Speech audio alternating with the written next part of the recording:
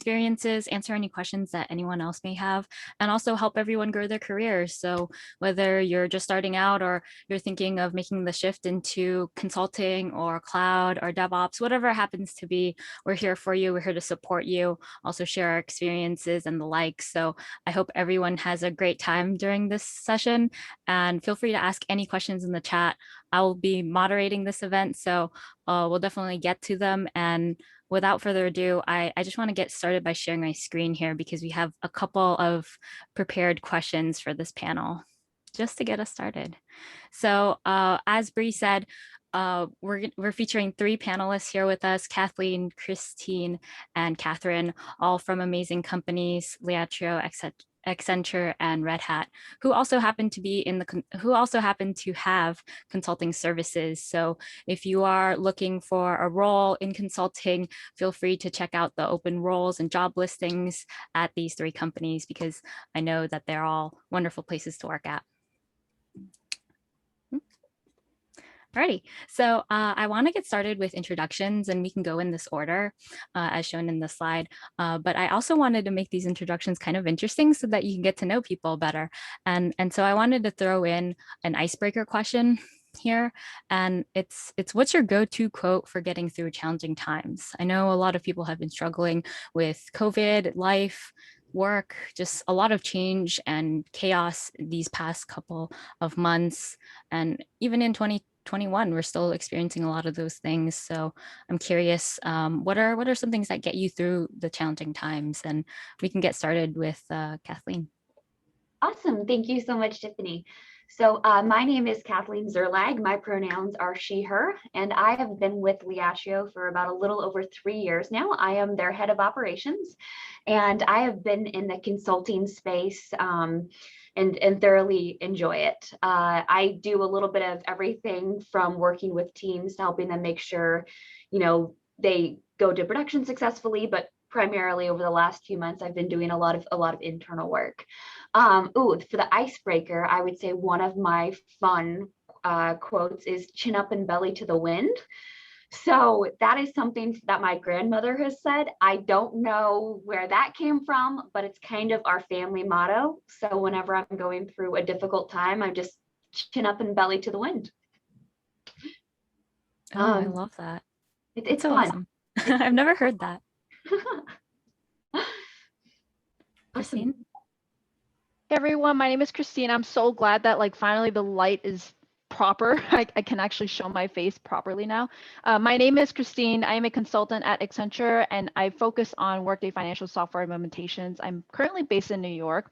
So I've actually been in consulting for about 2 and 3 years or so. I graduated from Boston University. I did not major in computer science. So I want to let you guys know you can be, oh my God, it's back here again. You can go into tech consulting without actually going to tech. So I was actually majoring in business and concentrating in finance, strategy, and management information systems. On the side, I also do have a YouTube channel actually focusing on technology consulting and a podcast as well. And I also I'm the founder of the technology consulting community, very much similar to this, where we have events and whatnot about anything about technology consulting. Oh, and my quote. So I was just briefly talking about this. This is the one I like to say all the time, which is make that bang for your kitties. I know it's not necessarily work related, but I do this a lot because I'm like a crazy cat. I have 3 cats. So everything I want to do is really to provide for my cats, kind of like how you're providing for your kids. But if you don't want that kind of quote, I do have my yearbook quote, which is actually from Jeff Bezos. The common question that gets asked in business is why. That's a good question, but an equally valid question is why not. So that one I also live through as my own motto. Oh, that's so awesome. I love how you have 3 cats. I also have 3 cats, so I'm here for it. And also we have from the chat, chin up and belly to the wind is an awesome quote. Also, I wanted to say that, yeah, it makes me feel oddly satisfied, I'm like, oh, I had some water, I had some coffee, I'm good to go. I can do this. So I really like that. I like both these quotes, and I think it really speaks to how we can find things that we really enjoy, and they may be outside of work, right? But they fuel us and give us this, I guess, just spirit of being able to continue on. But without further ado, our final panelist, Kathryn. Yeah, so I'm Kathryn. I use she, hers pronouns. I'm coming at you from a one cat household. My housemate has a cat, so I'm a cat aunt, I suppose. Um, I've been with Red Hat for 3 years now. I focused originally a lot in the middleware space, and I've started to do more automation and cloud work kind of recently. So if you also have questions about middleware, I'm here. And I think that the quote, so I don't have one. We were talking before this started, and I'm not a huge mantra girl, but I do really like the quote that I see circulating a lot of times after like big disasters. I think it's a Mr. Rogers quote about the helpers and like finding people in your community who are working to actuate change in the face of hard times, and like finding them and plugging in with them and, in solidarity and standing with them. Yeah, I love that. And I think it's really important that we stick together with our community, stick together with people that we care about, especially when we're going through certain events or certain circumstances, right? And so I think these are all really great quotes and things that we need to think about. If anyone in the chat has a favorite quote, feel free to share. Would love to hear about them and read them. We do have a couple of seated questions that I want to get to. I know that I haven't shared my quote or a little bit about me, but I am your moderator for today. My name is Tiffany Jachja. I have a background in consulting. I actually met Kathryn at Red Hat when we were consulting in similar teams in kind of the same space.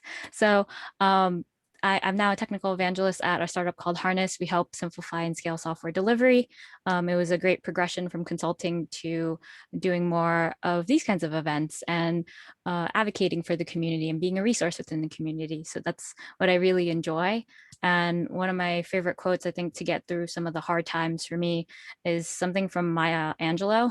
And I really like the spirit of this quote. It's do the best you can until you know better. Then when you know better, do better. And I think it's just the sense that we can only do the best that we can at any given time, right? That's the best that we can do, is to put our best foot forward with what we know and what we can do. But it's when we give ourselves the accountability to step up and do better when we know better, that's what's really going to make us grow and achieve the things that we want to achieve in life. If we have certain goals, if we do want to feed our cats, if we want to be this person that other people can rely on in the space or in the community. I think that's one of the reasons why the quote speaks to me. But with that, I know a lot of people want to know about consulting. So this question comes from someone who feels like they could be a good fit for consulting. They're interested in customer facing work. They love the idea that whatever they build actually can impact someone. So could you share some of your favorite parts of consulting and kind of how you kind of thought about if you were a good fit for consulting or not? So I can go first. For me, the reason why I chose consulting in the first place was because you get to explore so many different types of technology and industries and clients. So one reason why I was considering more consulting as opposed to being on the client side or in the industry is because if I'm stuck to one company or one kind of job, I could be like bored and then I have to jump to a new company. But if I were in consulting, I could just change projects. I can change where I want to be. And one thing about consulting is that you have so many resources for training that if you even want to go from like AI and go into blockchain, you can. They have all the resources. They'll pay for it for you. So you'll get paid to do it too. So you have all these resources. You also have a lot of people you can talk to. One thing about consulting is that you get to work with so many different diverse groups of people that are talented in so many different ways. So even if you don't really learn what you want to learn, you at least meet a lot of great people. Yeah, I love that. There's like a sense of freedom and flexibility to kind of pick and choose. So if you do want to spend a year or two on a project that's focused in a particular area, there's nothing that's stopping you from later on moving on to a different type of project or a different type of space based on your interests. So I can piggyback off of that. Do you have anything else, Christine? I just want to make sure I'm not interrupting. Nope, that's it. Okay. So I think one of the things that I really, really enjoy is the different types of problems we have to solve. So I love looking at problems from a holistic viewpoint and really trying to figure out exactly how I can help solve a problem. So I come from a project management background, and I know there's more than one way to solve a problem. So I really enjoy working with teams who have a certain goal in mind and say, okay, based off of where your team is at, how can we get there? Because you have, a little bit more greenfield teams who will need a little bit more hand holding in some arenas compared to really, really advanced teams who may take a completely different approach. So one of the things I really like about consulting is just different viewpoints to how to solve problems, just because I've been in so many different industries before DevOps. I was in agriculture, I was in construction, and really trying to piece things together is something I thoroughly enjoy. Plus, you just get to work with a lot of people in a lot of different teams, and the way folks think is so different compared to your own. So I also enjoy the process of kind of piecing that together from both the problem and solution side, but also the people side as well. I love that. Yeah, I think big +1 to both of those points. I definitely wanted to do consulting out of college because it allowed me to see such a range of problem spaces and workspaces and people. One thing I want to add to what's been said is that I like that it is project-based. Like a company isn't going to reach out to have a consultant come if they don't have a specific problem in mind that they need help solving. And so that kind of project-oriented, problem-oriented work makes me feel like I'm making an impact. Like at the beginning of every project, there's a discussion about what is this problem. And at the end of the project, there's this, we've solved the problem, or here are the metrics for following up. And I find that super, super satisfying as far as like making a big impact. The other thing that I've really loved about consulting is the opportunity to teach. So if the company had these skills in-house, they might not be reaching out to you in the first place. And so as somebody who did just graduate from college and is also, a woman, which can like layers, all sorts of things, it's been really cool to be in a position where I have information and that I can share and kind of mentor and bring up, because after a project's done, I want to make sure that the client is able to carry on and do day-to-day operations without me there. And I think there's a lot of really cool aha moments that happen when you're bringing someone up to speed on containerization or a new workflow. Yeah, I definitely resonate with that as well. You brought up something that was interesting, a point that I want to dig into a little bit deeper, and maybe we can save this for later as well, but it's that topic of mentorship and having that experience of coaching someone, or having that experience of, well, I'm in this role where I know something and I can share it, right? And that builds a lot of confidence, I think. We have a couple of questions in Q&A. I'm not sure if any of these are great to answer right now, but I see, how do you handle / approach negotiating a fair salary as a woman in the consulting field?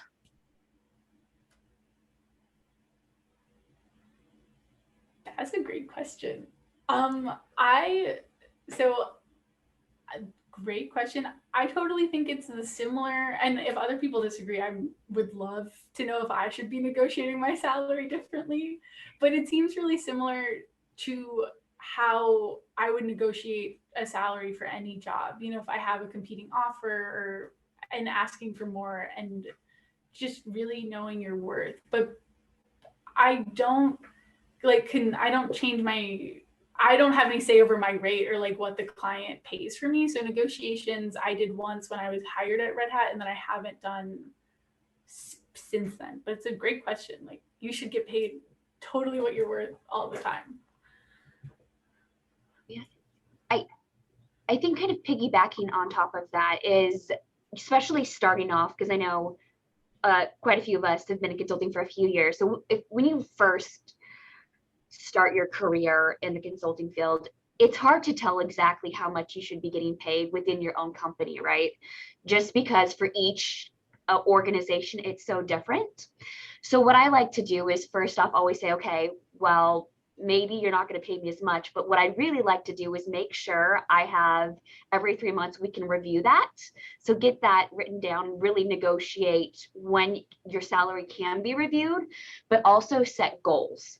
So that way you say, okay, once I have these X, Y, and Z skills, then I want to be bumped up, or really have that dialogue with your boss and your manager and create a path, especially since you can take steps to get where you want to go with the support of your manager. So I think I take my negotiation approach as this is where I want to end up. Are these the appropriate steps that I should be taking, and when can we reevaluate? Because that can be done at any phase to make sure I'm getting fair compensation across the board within my company, but also within the industry. Unfortunately for me, I actually did not negotiate my salary. It was actually this is my first job out of college, and I thought it was a pretty fair salary in my opinion for what I was going to be given. So I didn't negotiate my salary. However, I can say that now that I'm actually in the field, I'm getting people who are like, we want you at our firm. And I'm seeing like the rates that they're pulling out. I'm like, oh, this is pretty cool. So I kind of use that as a sense of like what my worth is out in the market compared to what Accenture's paying me, and then see, do I make the jump? Do I not? I mean, so far I enjoy what I'm doing, so I'm not making the jump just yet at least, but it is also a pretty good way to see like, okay, internally, how do I need to negotiate? Do I feel like I should be given more? And some people I know, they actually get that job offer and then they negotiate with their current employer to bump it up. And if they don't, they have to go to the other firm. So it's something that you need to kind of prepare to make that jump. Yeah, I love all of those tips. I think there's like a level of visibility that you need to show for your work, right?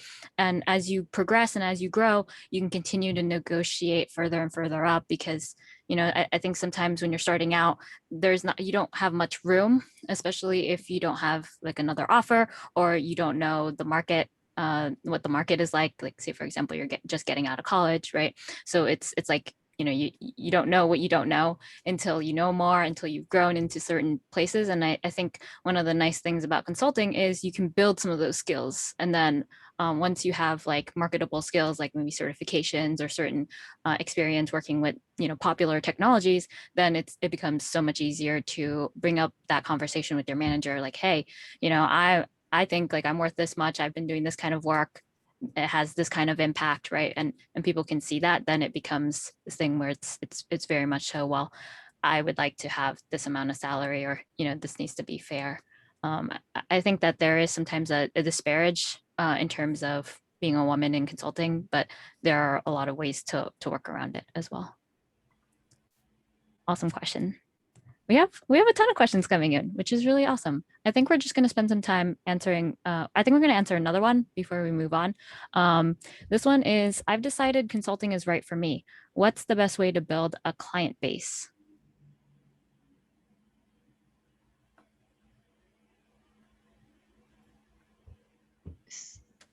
I think this question, I think we may need a little bit more information about this question because if it's your own consulting practice versus joining another one, you may want to think like what market you want to be in. But I think it's going to be a little bit hard for us to answer this question in particular without knowing a little bit more. But I'm not sure what our panelists think. I agree. I was just going to recommend that we might need some more information on that one. Oh, Stephanie just said your own consulting practice.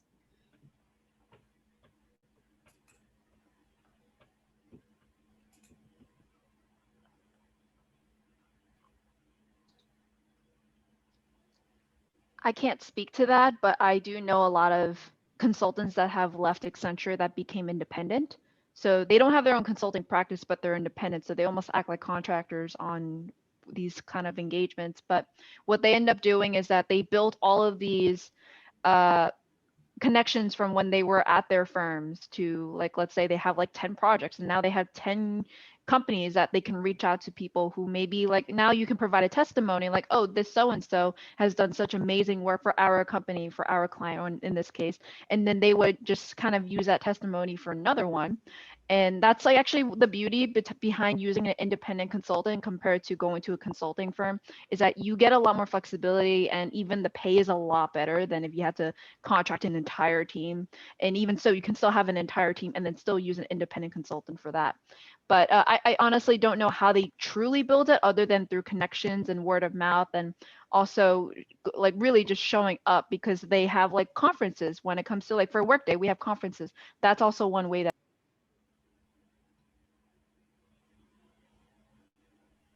Yeah. I think Christine, you cut off a little bit at the end there. But I think that's a great point, as well as that when you're first starting out and you don't initially have a client base, right, to work off of, or to prove that you can deliver at a certain, at a certain level of quality, at a certain service, right? Because you, at the end of the day, when you sell services or sell consulting services, they come in packages, right?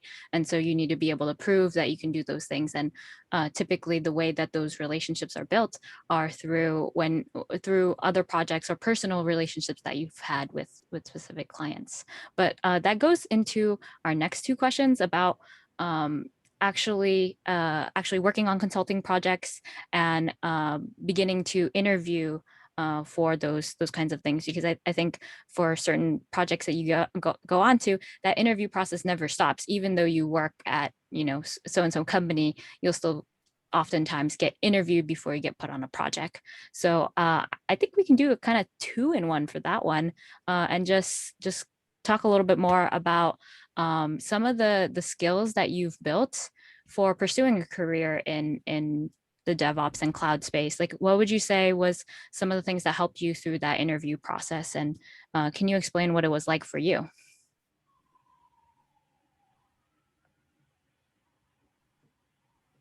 So I could say for me, I know that I had to figure out what do I bring to the table, because they're going to be looking at every single applicant and say, why did we choose you to be interviewed or whatnot?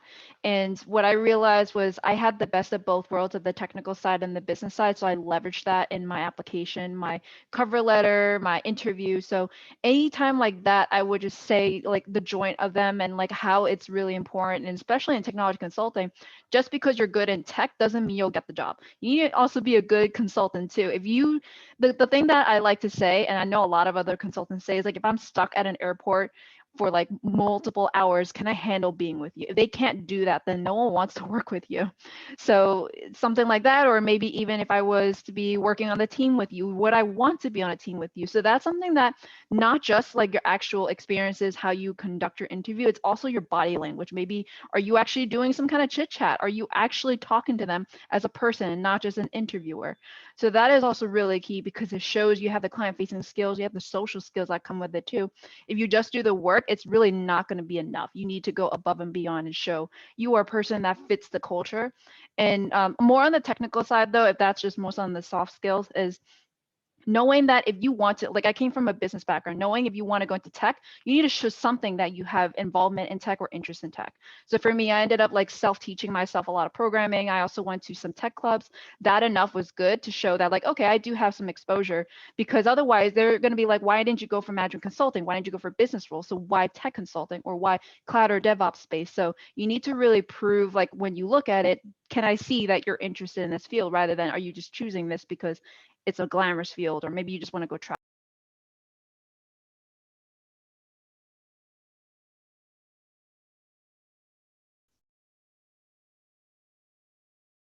I see Kathryn and I are both like gonna talk. I see you both. I see you both. Like, can we go jump in? Kathleen, did you want to add something? Sure, yeah, I can go ahead and kind of go next. So I also come from a business background, and when I went through the technical exercise with my company, it was definitely very, very challenging. But I think one of the ways that I overcame that was, first off, I was very, very open about what I was able to do, but also had a positive attitude. And pretty much came the phrase that I said a lot is, I don't know, let me find out, let me research this, and then asking a lot of questions. Especially in consulting, we're very, very big on transparency and where our thought process is. So I think being able to fully say, okay, this is why I took this path was really big, and being able to explain it. But also even being able to demonstrate and show that you are willing to work hard and that you're able to actually have a good positive attitude about it. Because a lot of times too with some folks, because I'm also recently doing a lot of hiring within my own company, and if someone has a good attitude and goes the extra mile, like doing color coordinated slide deck for our presentation, like that goes a huge extra mile for us. And so I think really kind of being creative with how you're going about showing that you really want the job is huge. In regards to other skills, since I come from a project management background, I also just like to say how you prioritize work and being able to show and explain that throughout the entire exercise, or in addition, just the work that you're doing, and say, okay, here's the MVP of what I was trying to do, is also really beneficial, because a lot of times people will go down a rabbit hole and try to do everything at once for a project or for an interview, that if you really prioritize and can show that helps a lot.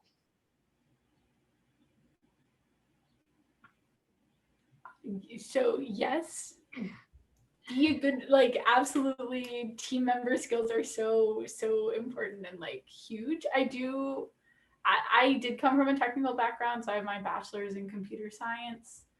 And I would say when I'm interviewing people, because I feel like we've talked a lot about soft skills at this point, when I'm interviewing people, if they have familiarity with the Red Hat tech stack at all, that is unexpected, but a real huge plus. I also would put specifically because this is a cloud panel, some sort of familiarity with Azure or AWS. I know they have a couple of certs out in the world. Red Hat has a whole certs program. I know Amazon does the same thing.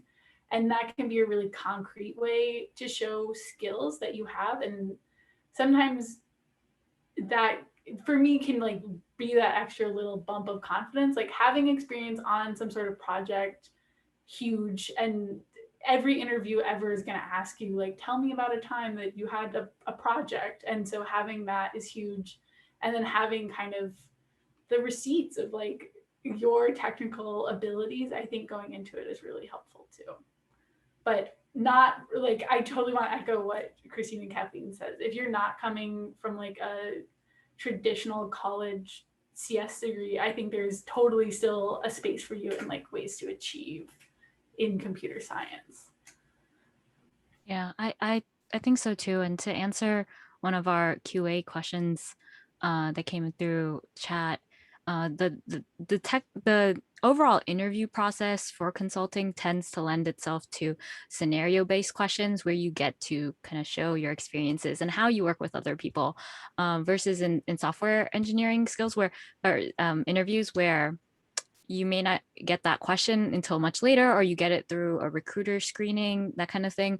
In a lot of the consulting based or services based interview processes that I've seen and went through, it's been, they build it into that experience. And so yes, technology, yes, I'm willing to learn this, having that attitude, but also there's a lot of opportunities for you to show, well, this is how I approach problems, and this is how I do it in a collaborative way. So you really do get to tell that story.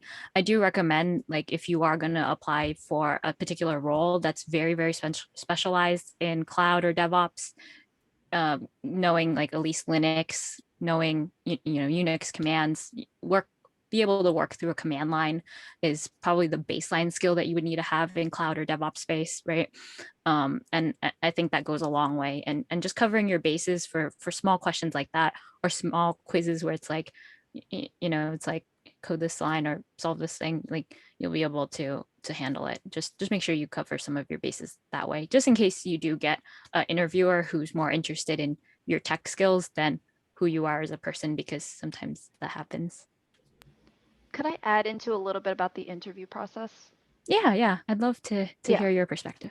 Yeah, so there's something in consulting called case interviews. It's pretty big, and all consulting, not necessarily just in the cloud DevOps space. So I think like something what most people don't realize is that case interviews are not necessarily all management consulting. The style is like they go is like profit tree and market segmentation. That's not how it's like in tech most of the time.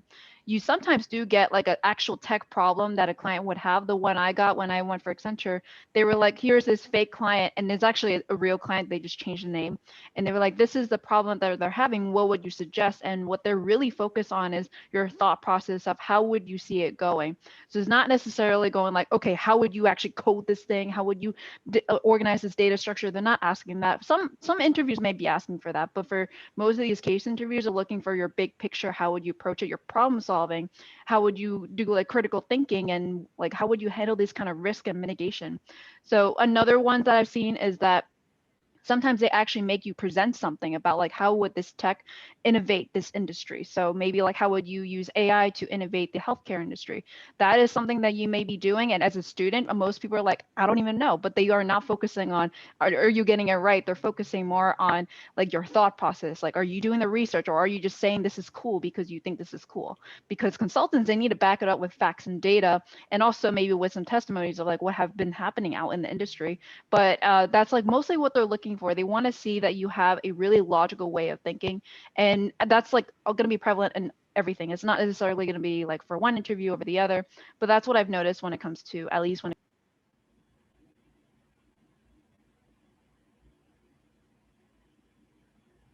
Yes, I love that. It totally it's totally something that comes up is the case interviews and those scenario based ones where even though it's this fake scenario and you may never encounter it, it does show like how you go through your processes, how you even communicate.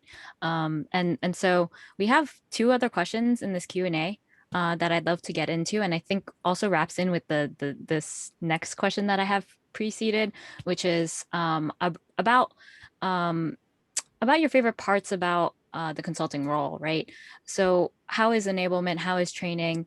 And can you talk about how this helps you in both your in all of your consulting projects, whether it's been your favorite or your least favorite project? We had a question in the QA here about your favorite consulting project and your least favorite consulting project and why. And I think a lot of it sometimes will actually play to if we feel supported in that particular project or not. I'd love to hear, Kathryn, maybe your experiences. Yeah, To start out.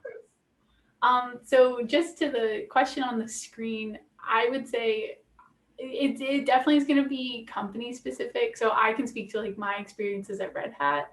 And I think Christine made this point earlier, but they want you to learn things all the time. Like there's a vast wealth of knowledge out there. And who knows like what specific tech stack one client's going to have. Like everything is going to be different. And so they need to provide like paths and support for you to learn to like better enable the client. So I would say you're definitely supported in getting training. I know Red Hat in theory gives you like a week, a quarter to spend on training and learning new things. And then I think you're also supported just by the other consultants kind of in your world. Like there's so many, there's like your escalation chains, like when things are going bad, how you can get like the eyes on it that you need. But there's also just a lot, at Red Hat, there are a ton of chat channels of people who are experts in this specific thing or have done this specific type of install before. And that kind of reach back is hugely helpful. And it just, there are a lot of people who in the company who are just, they're big nerds, and like they do definitely, I think everyone has a certain amount of empathy and also sympathy for like being that person on the client site who doesn't know the answer and is expected to get it done like by the end of the week. And a lot of people are so willing to drop what they're doing to enable you and like enable this client. So big plus for that. Okay, I would say my best, this is so tricky. My best client was a project I did for the Center for Medicaid. We were doing an upgrade of their runtime, but I also got to make like their inaugural Jenkins pipeline that leveraged the Ansible Tower instance that we had, and it all deployed onto AWS. And I think that was my favorite because it was one of the first projects where I kind of had like independent siloed work. Not that I wasn't supported, but it was like me taking a lot of ownership in the project, and I found that really gratifying. But also just anecdotally, they do all of their deployments on Friday nights. And the deployments were like 3 hours, because every box was a little different and everything had to be troubleshooted in like its own way. And by the time I left, their deployments were down to 15 minutes on a Friday night. Like, do you know how good that must feel for them? That to me, I feel so much joy and like gratitude about that project. I think my worst project, the ones that have been the worst for me, definitely have to do with not getting access to things I need. So because you're coming into an environment, and I specifically work as a federal, like in the federal government or other state governments too, but my worst instances of not getting access have all been with the federal government, and it's just a slow bureaucratic churn, and it can be really frustrating to know that you have tasks that you want to do and that you can't because you're waiting for a background check or a badge or a laptop or whatever it is. So that would definitely be the low light of the consulting world for me. I'm going to add on to that because I want to say what was my least favorite project. I know it's not the right order, but because of what Kathryn just said, my least favorite one was my nonprofit client for the same exact reason, but also that because they're government, they're nonprofit, they're snail pace in everything. Their decision making, it has to go like up to like the food chain to have everything approved. No one wants to make a decision because they don't want to make like an actual like take responsibility for what they want to say. So that was, I would say, one of my least favorite projects because I just always had to sit in these calls, and we're meant to have one agenda. They end up spending the entire call trying to figure out internally what they're going to do. I'm like, that's going to be the next call for the next 5 calls. So that was my least favorite call. Not my least favorite project. Ironically, that project was supposed to be 1 year, but became 3 years for that reason, that they just keep on pushing things. So going back to the actual question itself, though, I would say that like I mostly feel enabled. When I first started out, I was like, I'm a college student. I don't know anything. Like maybe I do know a little bit of business from my internships. I maybe know a little bit about tech. But when I came in, I was like, I don't even know what Workday Financials is. They said, we're going to train you. We're going to give you certification and everything. So I did go through it. But then that's just like, here, I know how to use the software. But when it came to actually applying it to the client, they always ask me, what's best practice? Or like, what have you seen other clients do? I'm like, I don't know. I just started. But the whole reason why they ask you that is because they want to see like, well, what I want to give you a recommendation. But the beauty behind that is that you don't always have to do that. You can always say, all right, let's figure out one that's better for you, not for like what everyone else is going to be doing, because that's like the whole process that I liked is actually the process optimization, not necessarily the tech part where you're doing configurations and whatnot. It was actually the talking, the design thinking, the actual process optimization of you. Even though I'm working on technology for like the ERP system, I actually get to be like the management consultant here telling it, okay, well, we can do this about this. The technology can enable you to do that. So for that, I was given a lot of mentorship. I was always supported by someone who's older or more experienced, either in the industry or maybe in the actual technology itself. And I would say my favorite project, this is where I would go into, is the one where I had the most ownership. It was actually my second project. So after that nonprofit project, I finally had all the tools that I needed, not all of it, just enough to get by. But that second project was actually one where I led like 3 work streams, which typically is led by 3 separate consultants. So it felt very weird because I was only like a half year in, yet I'm already leading 3 work streams. So for me, I didn't feel like I was ready. But from my prior projects, I was ready because they gave me all the tools of like, this is how we would do things. This is what we would do to find out like how to troubleshoot or if you had a question.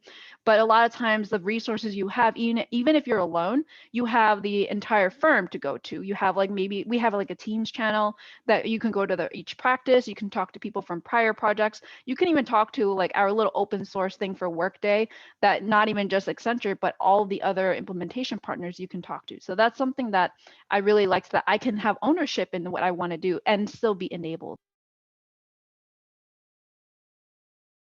So piggybacking on a few good points, awesome stuff, Christine, is kind of the mentorship aspect. So within my within our clients, we have a tech principal, and they oversee everyone at our company. So when you officially are consulting, you're not thrown to the wolves, right? And said, okay, be an expert in this. You have quite a bit of coverage to make sure you feel comfortable with what you're understanding and what you're learning, as well as pairing. So we pair up a lot. And I think that's one of the things I love about consulting is internally, we're constantly having conversations, looking at problems, figuring out what the best way to solve something. And so I never felt like I was in over my head. I had a lot of ownership of the work that I was doing, but I never felt like it was too much because I had a support system behind me. So in regards to favorite and worst projects, how we do our clients, we're only on one client at a time, and mine was a few years. So I'd have to say my one client was my best and my worst. I think one of the things I love the most, and especially about consulting, is having the ability to train others. So I established a process for the entire organization of how they're doing dojos. And then I was able to train 3 of their people and hand it off to them. So that took about 2 years, which was awesome to really set that up and then be able to pass it off and see the changes that I initially helped kicked off. The least favorite part of the project was I kept getting stuck in the elevators. True story, that's happened 2 or 3 times. So just wanted to throw that out there. Oh my gosh. And they couldn't figure out why it kept happening. So I will leave that as the least favorite part of the project. That is cursed. I'm sorry. Oh my goodness. So scary. What's the longest time you were in the elevator? 15 minutes, but I had a bunch of snacks. So I just had a designated snack break. It was great. So I was like, okay, I guess this is my break. Oh my gosh, that is cursed. I will have to agree with Kathryn on that. I love all of your reasons for liking or disliking a particular project. And I think one of the common themes that I saw through all of your answers about your favorite types of projects was the sense of ownership, right? Being able to own, even if it was just a piece of it or a major part of it, right? Being able to learn about that process and then even formalize it into whether it was strategy or for your next project or for something else, right? I think it's really amazing to be able to say, well, I came out of this experience knowing a lot more about this technology, about this space, about this kind of role, and also about leadership too. And I think that's really empowering, because when you do get to have that so early on or in often in different projects, I think that is really amazing. And you don't always get that in a lot of other roles. And we had one question that came up in QA that I had answered, but it was around, it was also around enablement. And so this question was about how do you, this person enjoys teaching. They enjoy teaching computer science topics. They enjoy sharing what they know. They were curious about what were some of the ways that they could still keep that that type of work or that type of responsibility, and also and continue to do that while consulting. I can go. I have a couple examples. So one of the first projects I was on, it was actually my first, it was my very first project. It was 3 months after I'd graduated. I was on a project where they were setting up a messaging broker system. So they wanted highly available messaging queues, which isn't really cloud, but go with me. So they had these 2 guys, what were their names? Abe and Jerry, who were the system admins. And they were the people who were supposed to be owning the system, but they never seen AMQ before in their lives. And so honestly, what I did with them every day is we would have a little hour session. So there were 3, it actually worked really well. There were 3 messaging brokers that we needed to stand up. So I would take one and I would say, today we're going to configure the high availability. And so I would show them how to do it. And then they would go and do it each on their messaging broker, and we would come back together, see how it went and check those things in.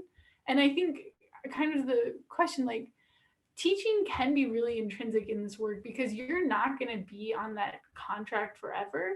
And so you have to always be preparing for the day that you leave. Like, you don't want to leave these people that you're working so hard to enable, you don't want to leave them in the lurch. So like the example I gave about setting up a Jenkins pipeline, like I left them with cute little tutorial videos where I was like, you know, here's your first pipeline, like here's what the green dot means, here are the buttons you push. So I think if you love learning outside of like formal mentorship programs or like, you know, teaching a class or something like that, consulting is a fantastic, fantastic avenue for people who love to teach and also love to tech.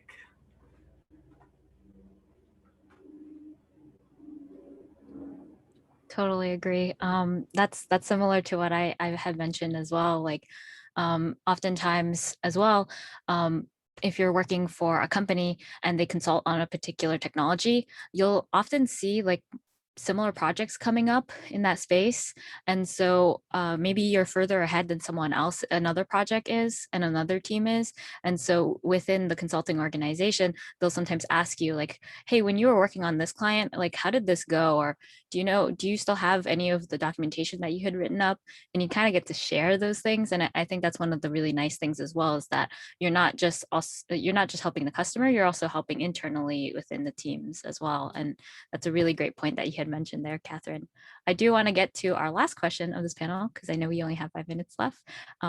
Everyone, feel free to let me know if there's any other questions that you have. We're more than happy to stick on for a little while longer to answer any of those questions.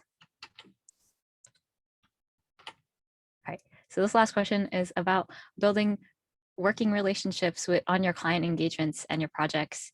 What are your tips for connecting with both the consulting team and with the consulted team? I can kick this one off. So one of the ones, well, I have a few ways, but I think the first one is knowing everyone's name is just a huge way how they actually like to be addressed. So at my last client, we had like 10 mics. So definitely understanding which mic you were talking to and how they like to be addressed was huge. But also, I think it was different before COVID times compared to now. Because when I was at the client site, I was traveling and on the road at the client site 3 weeks out of the month, where typically I would go get coffee with both my internal team and the client just to say, hey, let's get all the, let's get a cup of coffee. Let's just get to know each other, relax a little bit. If there was a problem that needed to be solved that we couldn't work on, let's step away for a few. But now, since we're all virtual, I think part of it is really just checking in with people and seeing how they're doing in general. At least internally, my team has been a little restless due to lockdown and depending on where they're at. So just saying, hey, let me know if you need anything or here to vent, has, really treating everyone like a person first. Even though we are here to work and do our jobs at the same time, I think in this virtual world, treating people like people and kind of putting that first is a huge way to really build those relationships, because I know a lot of folks are struggling right now. Also too, it'll like keep a notes of just fun stuff that people say. I remember being in a video with one of my coworkers, and suddenly he's just talking, and then suddenly you hear like silence, and then he starts yelling at the kids. He's like, "Stop! Don't touch the poop! If you don't touch the poop, we'll go to Starbucks." So he has 2 kids, right, under 5, and so also just laughing about moments and then bringing it into conversations of like, hey, did you hear what happened about the other day? So just really keeping tabs of, what's going on in other people's lives and special events, and kind of just being a person to people most of all.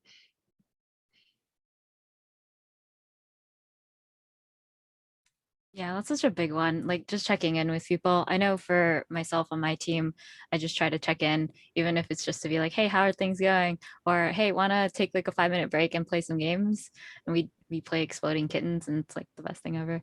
But yeah, I think that's such a big one because it reminds people that like, yeah, we're still here. We're all still here. We're all still working together. And sometimes it's easy to, oh my God, don't touch the poop. It's easy to forget that, right? I have 2 that I think are pretty consultants, because I think it is just like a person-to-person relationship, like remembering and listening and empathetic listening, because they, you know, you're not there unless there isn't a problem. And like empathetic listening is huge because so many people just really want to be heard. But also I would say, not for the client relationship specifically, like not selling things to them all the time goes a long way. It's like, I'm here to help you solve a problem, but if like in some way the Red Hat technology isn't there, like being really honest about shortcomings and issues is huge for like building that trust that is so important to a good working relationship. And then, oh, I had another one. Ooh, what was it? I think the other thing I will just with everyone is like the common interests game. And sometimes that can be tricky. Like a lot of my clients don't look like me, but you know, like some of them have houseplants that you wouldn't expect or are really into cooking. And so finding kind of those avenues is big.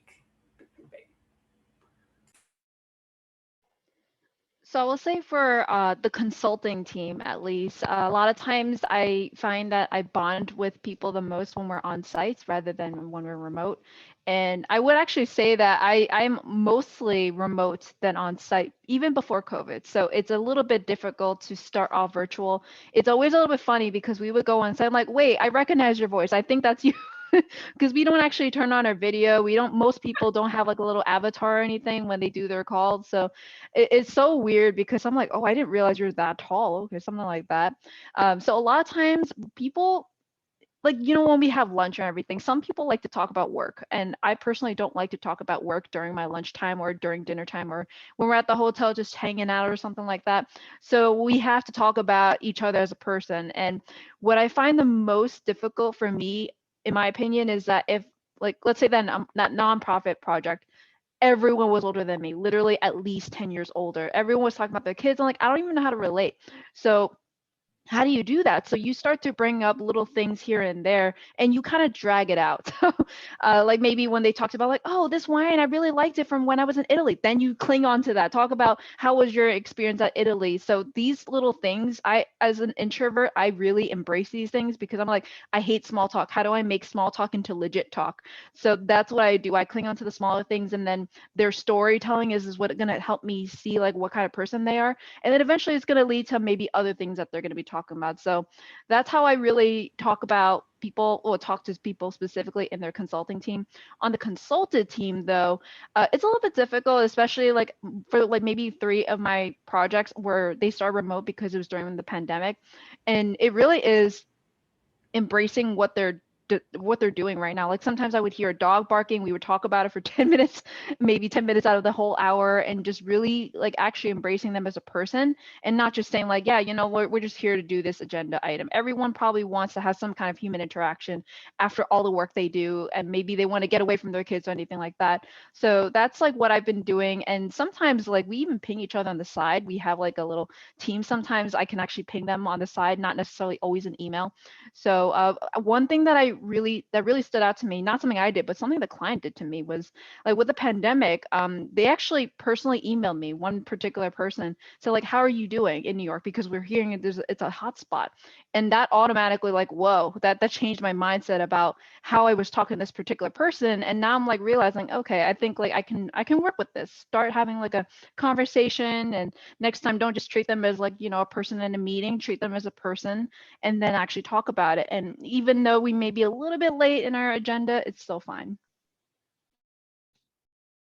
Yeah, I love that. You also mentioned something that like reminded me of what I used to do with consulted teams, because it is difficult when we are on site. I used to bring in donuts or like stickers for my company, because it's like it's the same things that you like that they like, you know, because it's like you all are working on the same thing, similar space, right? Because you're there, you're working with them, they see what you're doing, you see what they're doing. Tend to have similarities, right? Whether it's like, you know, you like swag, you like t-shirts, like I kind of just played to that too. And like I remember bringing in donuts and being like, guys, let's take a break. And it goes a long way too. And it's like all of you said, it reminds you that to remember the human, right? It reminds you that your teams are made out of real people that, sometimes we're going through things, or, we're all trying to do something. We do have one last question before we have to wrap up this panel. We have two questions. Can we share it on Slack just because we're 5 minutes over? Yes, we can. We can definitely get to those two questions. I think that they're going to be really fun. I think we can connect over Slack for those two. For those who aren't in the Slack channel, I'll send the link one more time so that you can follow us there. And then we'll be sure to post these questions. I'm going to take a screenshot of them and get our panelists' answers written down for you.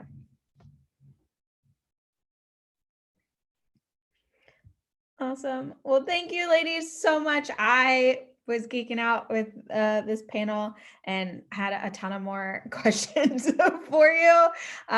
So would love to continue this conversation, like I said, in Slack. You guys offered a world of insight and really appreciate your time on this lovely Thursday afternoon for, I think, most of us, everyone else, whatever time it is in the world for you.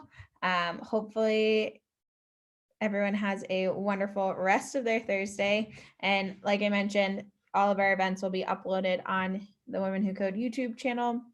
So if you joined a little late or you want to send this to someone, you can definitely do so.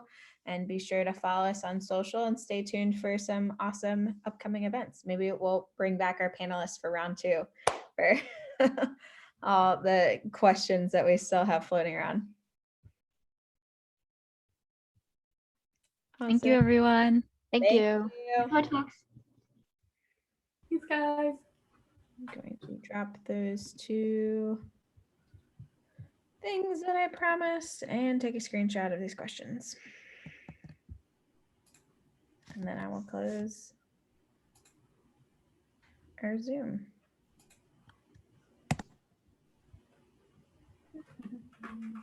Awesome. Bree, do you know if it'll drop us? I just wanted to say thank you before we all drop.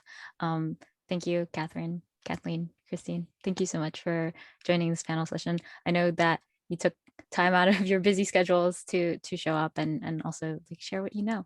I really appreciate it. I'm glad that we could do this for a space and that people really enjoyed the energy and your insights. If you don't mind joining the Slack, there's also that link in the chat, but I hope we'll get to like see each other sometime in the future in person. Oh my gosh, thank you. This is fun. It's so nice to meet all of you. And yes, absolutely.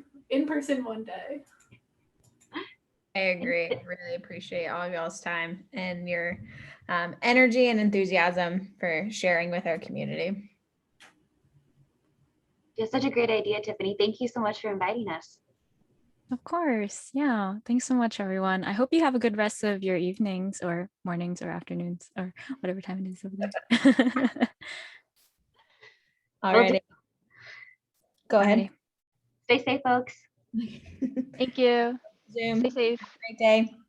Bye.